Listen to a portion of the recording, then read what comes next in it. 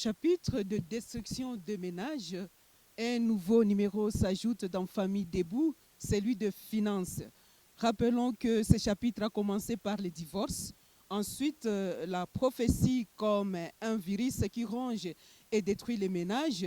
Et au troisième point, nous avons abordé la thématique sur le téléphone comme obstacle au dialogue dans les ménages. Aujourd'hui, Famille Debout vous apporte une nouvelle thématique intitulée « La mauvaise gestion financière dans le ménage ». Dans cette thématique, je ne serai pas seule, je serai accompagnée de Messieurs Damas Mounembwe, directeur provincial du Renatelsat Sud Kivu, le couple Phili et Aziza, dont le mari est coordonnateur au carrefour de couple au sein de Light Ministries, et Maître Shadrach Amani Luamba, défenseur judiciaire au tribunal des grandes instances d'Uvira. Bienvenue dans cette thématique. Jambo Bwana Damas Mnembwe. Jambo sana mama journalist. Na karibu katika kipindi chetu cha Amka Jamaa. Jambo Bwana Phili. Jambo mama Aziza. Jambo Papa Maître Amani Shadrach. Jambo Muhariri. Na karibu sana katika kipindi chetu cha Amka Jamaa. Bila kukawa, tuna mada nzuri kwenu kwa siku ya leo, na mada hii inasema juu ya matumizi mabaya za pesa katika jamaa, ama matumizi mabaya ya mali ya jamaa kwa wanandoa. Na katika kipindi hiki tuko tunagusia siku kwa siku mambo yanayovunja ndoa ama yanayoharibu jamaa zetu na jamii yetu ya Kongo. Na kwa leo tutashirikiana kwa kipindi hiki na wapendwa ambao watajipresente kwenu, na karibu kwa Bwana Damas Mnembwe. Mimi naitwa Bwana Damas Mnembwe. Nina wasalimu wa telespectateur wetu wanaotufuata kwa kipindi hiki kia Amka Jamaa. Karibu Papa Phili, salamu kidogo kwa wanaotusikiliza. Telespectateur wetu na wa telespectatrice, na tunakaribia kwa emission yetu ya Amka Jamaa Famille Debout. Karibu mama Aziza, neno kwa ajili ya wanaotutazama na kutusikiliza kwa muda kama na huu. Asante mama Mwariri, na mimi na wasalimu katika jina la Yesu Kristo. Asante, karibu kwa Bwana Metre kama kuna neno. Asante sana, nashukuru kwa mwaliko, na shukuru tena wasikilizaji wote na wapendelevu wa RTNC wanaofuata kipindi Amka Jamaa, na msalimia pia mke wangu Ivete Budema ambaye iko anatufuata kwa sasa hivi. Asante, karibu katika kipindi hiki, na bila kukawa tuulize Bwana Damas Mnembwe, mauvaise gestion financière dans le ménage c'est quoi? Ama matumizi mabaya ya pesa ya mali ya jamaa kwa wanandoa ni nini? Karibu. Matumizi mabaya kama vile umekwisha kusema ni namna pesa ama vile reveni ya nyumba wakati munaifikisha nyumbani kisha munaigawanya. Kugawanya savedi kuafekte hayo, kwa kuwa ndani ya nyumba kuna hiyo wanaita mabesoin ziko nyingi, na namna mutazigawanya. Mukizigawanya vibaya ndio hiyo wanaita mauvaise gestion. Na kuna ule economiste aliyosemea hiyo wanamuita Jean-Baptiste Say, alisema forme nyingi ya hiyo mareveni na namna gani inabidi igawanywe, na hiyo tunayoongelea. Nawaza Bwana Phili naye ana neno la kuongezea pale kuhusu mauvaise gestion financière au matumizi mabaya za mali katika jamaa. Mama journalist, tunakuwa na ya kuongezea kidogo. Papa Damas amesema yote ya maana, ila tutaongeza kidogo. Nawaza pour moi itakuwa ngufu ni définir seulement mauvaise gestion financière bila kudéfinir bonne gestion financière, parce que mauvaise gestion ni opposé ya bonne gestion financière. Yenye tunakuwa tunadéfinir c'est-à-dire la bonne gestion financière consiste à équilibrer les dépenses avec ses recettes, à épargner si possible et à surveiller ses épargnes. Pourquoi l'économiste a mis si possible? C'est parce que épargne OPK, définition yayo ni revenu moins consommation. Raison pour laquelle il a mis si possible, parce qu'on a pokea $100, on a dépensé $100, on a épargné 0. Raison pour laquelle on a tia si possible. On a pokea 200, on a consommé 220, on a dit endetté na $20 et là tu n'as pas épargné. Nawaza kwa kuendelea huku chini tungali tutaonesha comment est-ce que ma dépense zinapasha kuwa équilibrée par rapport na maresete kwa ajili ya mada yenye tunakuwa nayo leo, na njo itakuwa kabisa le bien fondé yenye tutagusia madame la journaliste. Asante bwana Fili kwa mwangaza hiyo. Alafu tuseme hivi, kwa nini pourquoi il y a mauvaise gestion dans les couples, ama kwa nini kunakuwa matumizi mabaya ya pesa ndani ya jamaa, wewe kama mwanandoa? Asante, nitajibu kama mwanandoa na nitakuwa ninasogea kidogo kama expert comptable, nitakuwa nagusa kule. Asante. Matumizi mabaya pourquoi inakuwa ndani ya mafoyer? Je vais seulement toucher ile nilisema ya kwanza, ma dépense. Munayua ndani ya mafoyer zetu, wakati hatujue kuéquilibrer ma dépense, tunapashwa tomber toujours dans une mauvaise gestion financière. Wakati yenye munapokea $500, mais mama iko anapenda auze bijou ya 300, alors que kungali paiement ya frais scolaire ya batoto, kungali chakula. Baba anapenda amepokea 500 directement anauza mokoti ya 300, ataanguka tu pale mbele na batakuwa banaanguka toujours muma endettement. Après mwezi wanaanza kulipa madeni ya mwezi ambayo imepita, na hakuna siku bataresiraka ile gestion financière ya mamenage zabo. Je vais exagérer un peu, tuliongea juu ya épargne.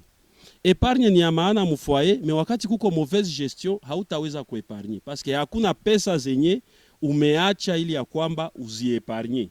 Una dépensé même plus que ce que c'était les revenus yenye uli recevoir. Là hakuna épargne na inakuwa shida mu majamaa zetu. C'est-à-dire, mama journaliste, ma dépense zetu zinapaswa kuwa équilibré, parce que tukiziéquilibré tuna réussir même kuepargne. Unakuta majamaa zingine wanaweza kuwa wanapokeaka $100 par mois, njo revenu yabo mensuel. Mais ukiangalia dépenses ze banafanyaka mensuellement inakuwa na shida. Nitagusa mara moja elema yenye inakuwa inafuata pale pour que musireisir gestion financière, nyenye tunakuwa tunaita aussi infidélité. Wakati mmoja ndani ya couple ko infidèle, je prends l'exemple ya baba. Wakati ni infidèle, hakuna siku mutareisira ka gestion financière bonne mu famille yenyu. Parce que pesa zote zitakuwa zinaenda ni inje. Kuba concubine zitakuwa zinaenda kumapombe, na bale wenye iko natoka nabo inje, munakuwa munakuta jamani kurudia nyuma kila siku. Na utakuta aussi bababa mingi abashirikishe tena babibi zabo mu finance ya mafoyer zabo, parce que ba mama aussi habakureisir kuchunga siri ya ile ma gestion financière zabo. Balipokea leo le 25, kesho le 26, unapata etant de besoin ya uniforme ya mandoa, unapata etant de besoin ya ma beach and pat, unapata etant de besoin ya kilima ya kwabo ilianguka, kilima ya kwenyu ilianguka. Vous vous retrouvez dans une situation yenye hamuwezi kuendelea, hamuwezi kureisir. Inafanya menage zetu, foyer zetu zinaendelea kurudia nyuma. Sita bakililia pale, unakuwa nakuta mtoto amefukuzwa ku masomo, hakuna paiement ya mtoto, parce que gestion haikukuwa mzuri mu menage, mu foyer zetu. Pesa haikubakia, tunakuwa tunaingia toujours mu madeni, na inakuwa inaleta shida, mama Hortense. Asante bwana Fili. Inaonekana kama kusudi kukuwe bonne gestion ama matumizi mazuri ya pesa, ifo kujua kuorienter ma dépense na kuziekilibre kulingana na pesa zenye wanandoa wanapataka mwisho wa mwezi, ile wanaganyaka chaque fin du mois. Maintenant, swali ni hili, pourquoi dans les couples il y a plus transparence dans la gestion financière? Du kusudi tupate kukue équilibre financière kulingana na madepense zenye tuliangaje, il faut que kukue transparence. Juu hautaniambia mi mwanamke mimi nakia na madepense zangu, bwanangu ataniuzia nguo ya kitchen pate, bwanangu atanilipia salon de beauté, bwanangu atanifanyia hiki tulipe masomo, na labda si yeye anapataka ngapi fin du mois pale. Aksanti na kusikiliza, na nitaongea mu des options. Option ya kwanza ni nitaongea kusema hivi, parfois il n'y a pas la bonne gestion mu foyer. D'abord, kama hakukukua bien équilibre ya muzuri quoi par rapport na ma dépense. S'il n'y a pas eu un équilibre par rapport aux dépenses, par rapport aux recettes, hakuna gisi mutareisir ndani ya foyer. Ya pili ni manque ya confiance. Niko narudilia kwa ile elema paske ni ya maana kabisa. Wakati entre bwana na bibi hakuna tena confiance, tunaanza bichikana finance. Paske wakati nilikueleza mwezi yenye ilipita nilipokea $100, ukaniletea dépenses za 110. Mwezi ya kufuata nikakwambia balituongezea nikapata $150. Unaleta dépenses za 170. Mimi naanza poteza confiance mie bibi, mimi naanza kupoteza confiance mie bwana. Mwezi ya kufuata nitakuficha. Paske nikikwambia utakree ma dépenses na utamaliza zile makuta. Sasa naanza kukuficha, sikufiche kwa nia mbaya, mimi nakuficha juu ya kuproteger foyer yetu ishimame na ekonomi yetu ishimame. Tukue tunapata ta kidogo ya kuepargne. Asante wanafili. Sasa kama bwana haambiaki, donc bwana haiambiaka bibi yake anapokeaka ngapi mwisho wa mwezi, anamjere mimi napokeaka $100, kumi anapokeaka zaidi ya pale. Sasa mwana anapokea 200 wala 300, tellement bwana anapatia njo swate wale babibi yake bakule inje wala ba membre ya famille, unakutana anashindwa kuleta ile kuonesha ile transparence ya pesa, na ndio mwana bibi naye akishajua akidécouvrir ile na anaanza kuleta ma dépenses ya zaidi kusudi naye ajiretrouver. Mama Hortense, ile nakuwaka très souvent na ngambo ya bwana na ngambo ya bibi, kuna kwa aussi ba bwana benye biko tuna mauvaise foi. C'est-à-dire il a une mauvaise foi na yo atu nitakuwa na bichika mwenzangu salaire zemi na pataka. Ce n'est pas que bibi ni mubaya, ce n'est pas que ashaka muletea ma dépense, mais depuis le début baanze kuishi pamoja. Bibi hajuake kitu. Ule ni bwana wa mubaya wa kushauria, a changer, a jireorganiser, a prendre conscience, aanze kueleza bibi. Mekuko aussi bale ba bibi nabo benye bwana hakumuvuchika juu bwana alipenda muvichiki. Me bwana alimuvichika juu ya experience yenye alivivre munyumba na ule bibi. Ao bibi alivichika bwana juu ya experience yenye alivivre na bwana. Parce que y a aussi de ces hommes benye akiyua tu bibi alitoka Chine, bibi alitoka Dubai, alitoka Rwanda, leta pesa, ana créer na ma dépense. Kwa bwana beba tumikaki, banaishi kumufuko ya babibi. Sa kila wakati bibi analeta pesa, una créer dépense. Bibi anaanza kukufichika. Juu achunge jamaa. Una créé nipati kwa le $10 niko na deni, alors que ni ya pombe, alors que ni ya kwenda kupewa babibi ba inje, na ile nakuwa ni shida. Asante bwana Fili. Tuelekee kwa mama Aziza. Mimi nasikia kabisa bwana Fili anagusia tabia za wamama ambao wanakuwa na tamaa, niseme ile tamaa.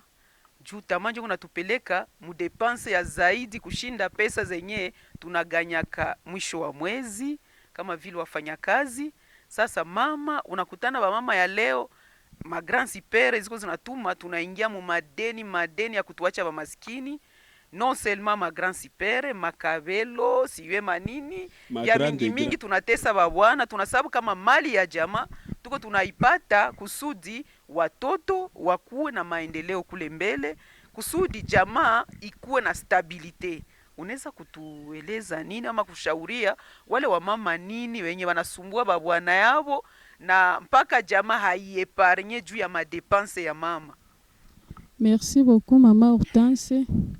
Ningeongeza na mie kuhusu madepense yenye shie ba mama tunaanza kwa na madepense sana.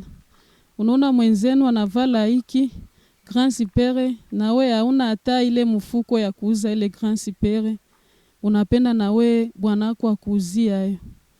Unaona mwenzako haiko na kabelu, nawe pupa turo ya pupa ya tama inatuma nawe unaenda iuza, na hauna ile franga ya kuiuza, unaibisha bwana juu akuuzia hayo uivali. Si ukate kauli mama Aziza, unakutana ba mama biko wana engage ma dépense juu aliona mwenzao anavala grand super, anasababu kama habana ma niveau de vie yenye ko sawa sawa. Kuko yule bwanake anapokea labda $1000 par mois, anapokea $2000, kupata grand super haiko probleme.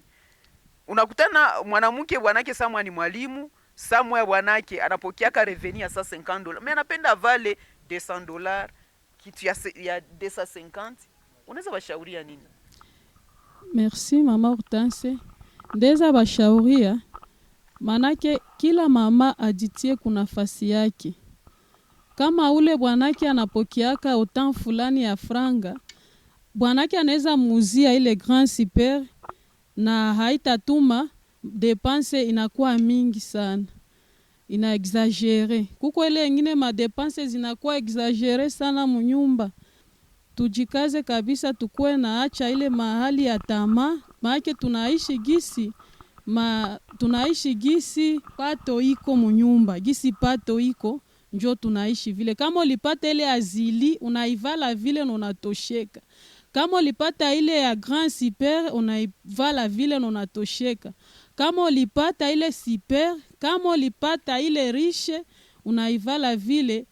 Usiponde tu mali ya jamaa sana, tuekonomize makuta ya jamaa. Asante. Asante mama Aziza, tusikie basi bwana metre naye kama vile mwanasheria katibu yetu nasema nini, ama sheria ya Kongo nayo nasema nini kuhusu mambo kama na haya katika jamaa. Asante sana. Na niliwahi kusema tena katika vipindi vitu vilivyopita kama katiba ya nchi yetu Kongo inasema kama ndoa ni takatifu na haipashi kuingia amo tatizo yoyote. Matumizi ya pesa katika jamaa ni moja ya sehemu ambazo zinapaswa kuongelewa wakati wa uchumba. Ndio sababu kuna kuwa periode ya fiançailles. Na sheria yetu haiseme kama fiançailles kumpata wakati gani, mais pourvu que ukwe kwanza ile rencontre ya kuweza kujipromettre kuishi pamoja. Na wakati ya fiançailles ni sharti watu wazungumuze pia matumizi ya mali yao watakaoipata, pesa zao watakaozipata itakuwa ya namna gani. Na kulingana na kipindi chetu cha leo, sheria ya jamaa au code de la famille kwa section yake ya 4 chapitre 5 yake inazungumzia kuhusu effet du mariage. Matokeo ndoa inazalaka nini? Matokeo ya ndoa. Na kati ile matokeo ya ndoa munakuwa pia ile matumizi ya pesa.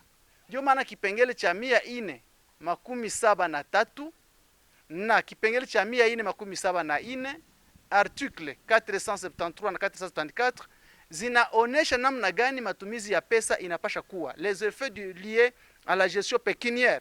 Na inaeleza kwa kipengele cha 473 kama les effets pécuniaires dérivant du mariage entre les époux vis-à-vis des tiers et c'est allant du jour à partir ya déclaration enregistrement ya mariage. Tokea pale mtoku commune wewe na mke wako au wewe na mume wako, pale matumizi ya pesa inaanzia pale. Namna ya kutumia pesa inaanzia pale.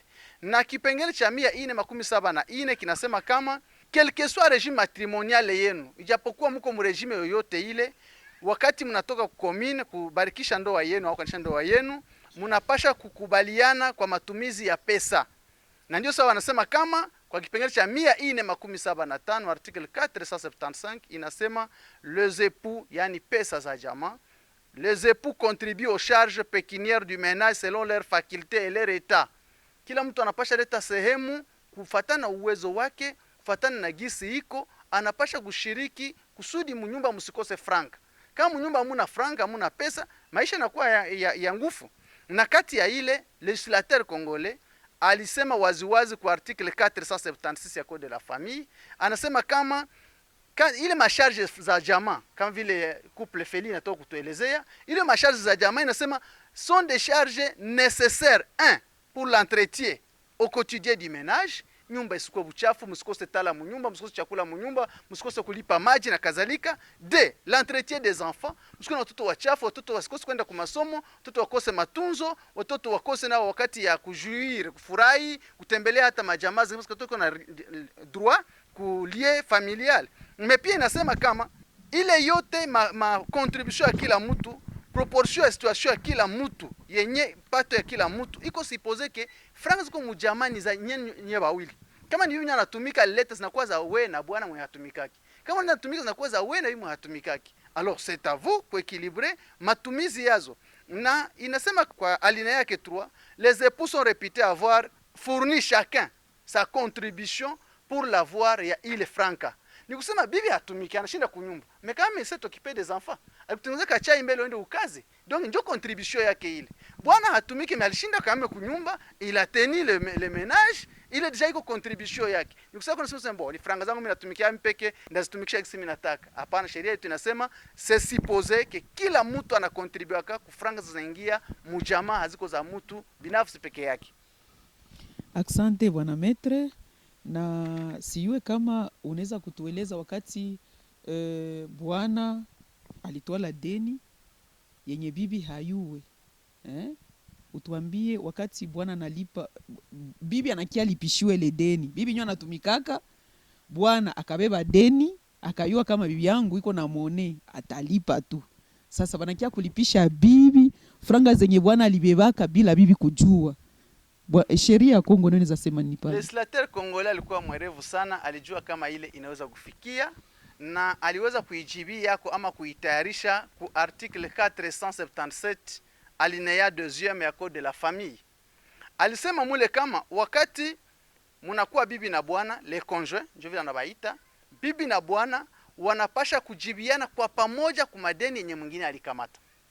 Kama bwana alikontracte deni, ile deni inakuwa deja na ya bibi pia. Kama bibi alikontracte deni, ile deni inakuwa pia ya bwana. Bote solidairement beko censé kurepondre kwa ile madette zenye moya alikontracte. Mais alinéa de inasema nini? Cette solidarité n'a pas lieu lorsque le dépense ainsi réalisé par un conjoint présente un caractère manifestement exagéré. Ile solidarité ile umoja ya kuweza kubeba mzigo wa deni wote wawili haiwezi kuwa wakati mwanamke alikamata madeni zenye anajua pato yetu, kama vile Pafeli alisema pato yetu kwa mwezi ni $100. Mais le contracteur deni ya $250. Au bwana anajua pato ya mke wangu ni $100.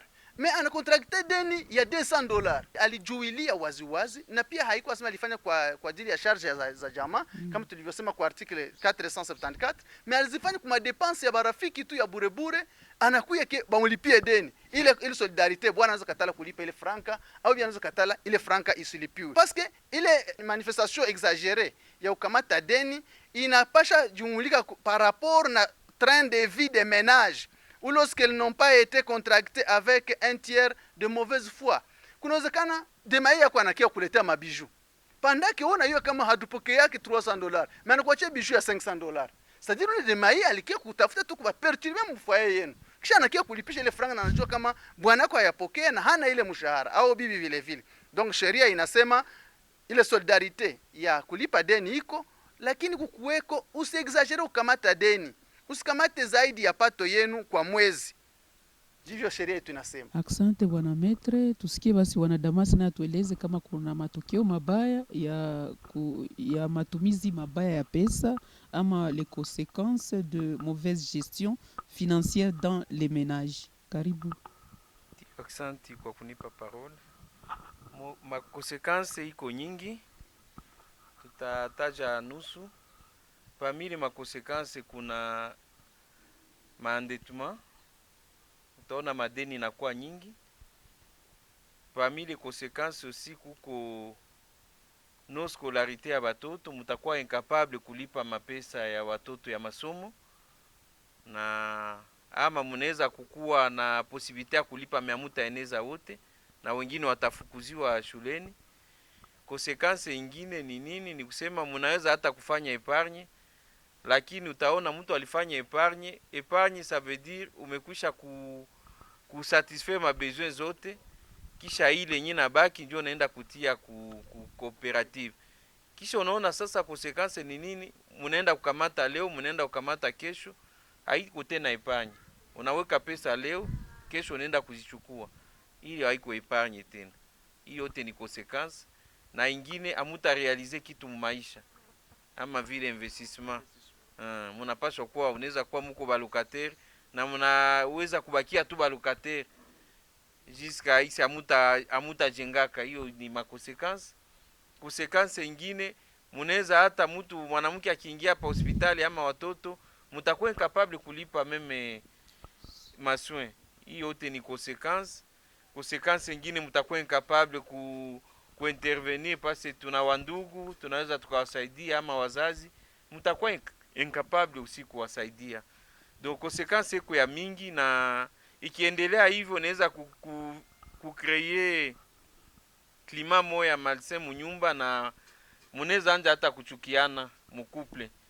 Wakati pesa haiko nyumbani, wakati munaitumia mbaya, kila mtu atasema ni fulani njo mwenye kwa la base. Bibi atasema ni bwana njo kwa la base, na bwana atasema ni bibi njo kwa la base.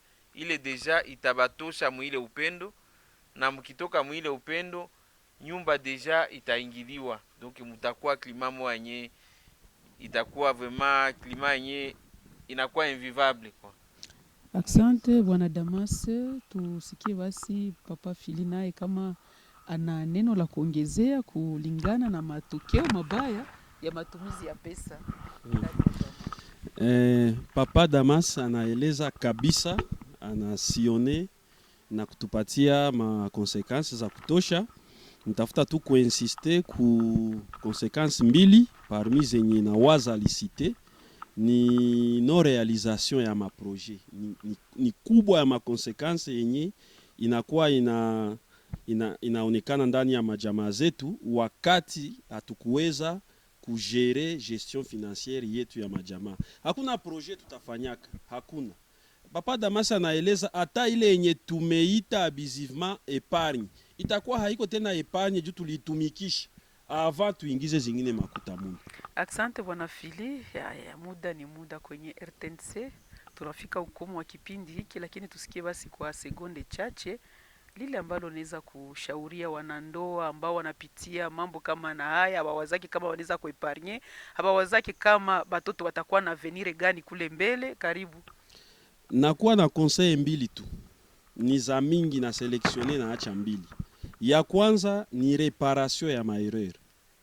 Jamaa tukale fasi moya turepare maerreur par rapport na bonne gestion financière mu mafoyer zetu. Ya pili conseil naweza kupana ni reorganisation ya mafoyer zetu. Kisha kurepare tujireorganize na tutaatendre maobjectife zetu. Asante Bwana Fili. Tusikie Mama Aziza naye atupatie apane ka shauri kidogo tu kwa mama ambao wanatumia mali ya jamaa vibaya. Hawakumbuke kama kesho labda yenyo atakuwa konsekante wa kuchunga wale watoto, wakati baba hatakuwa tena, wakati kazi taisha, mama yenyo atakuwa na mzigo wa kubeba jukumu la jamaa lote. Shauri. Merci. Na mie ndeza pana shauri tuevite madepense za mingi, na wakati franga aituruhusu kutumia bitu bya yulu sana, tuevite ili. Asante, tuevite madepense za mingi na tuangalie namna ya kutembeza jamaa zetu. Bwana Damase, neno la mwisho kama vile shauri. Neno la mwisho nita kusema ni des elements nyeko très important. Ya kwanza ni planification. Wakati munaingia kunyumba, wakati munajua pesa munapataka, munapaswa kuipangia pamoja. Mke na mume wanapaswa kupanga pamoja, ili ile mwezi kusikue debordement. Ya pili ni kusema kuheshimu Mungu. Wakati mkamatana mundoa, munajua kama ni juu ya mema na mabaya, muheshimu Mungu, kwa kuwa Mungu ndiye atawasaidia na atawabariki. Asante Bwana Maître Shadrack, neno la mwisho. Neno naweza kusema kama kati ya matokeo mabaya au ya kutumia vibaya pesa kunakuwa pia ile watu wanaanza kushtakiana, sababu iko prevu mu article 480 wanaanza shtakiana, na kwa kufenda mashtaka inaleta kukosa heshima ya jamaa, inakosa heshima ya jamaa. Shauri naweza kuleta kwa wenye ndoa ambao walibahitika leo kupitia kipindi hiki kuweza kusikia na kulamsha pia jamaa yao, ni kwamba waanzilie tena upya, wajirefiance tena mkuple yao, wapange sa mpango mpya wa aina watatumia mali zao kuanzia hii mwezi ya Novemba. Waanze sasa kutumia vema pesa zao kwa ajili ya furaha ya jamaa na familia za kwao. Asante, tunashukuru waalikwa wetu kwa kujibu kwa aliko la kipindi ketu kia Amka Jamaa ama Famille Debout. Asa zaidi RTNC inawashukuru, na tulikuwa tukishirikiana kwa kipindi hiki na couple Fili Aziza, Bwana Damas Munembwe na Maître Shadrack Amani Luamba, nami Hortense Fura Birato. Kwa ngambo ya ufundi tulikuwa tukisindikizwa naye Bwami Vincent. Tunawashukuru na kwaheri.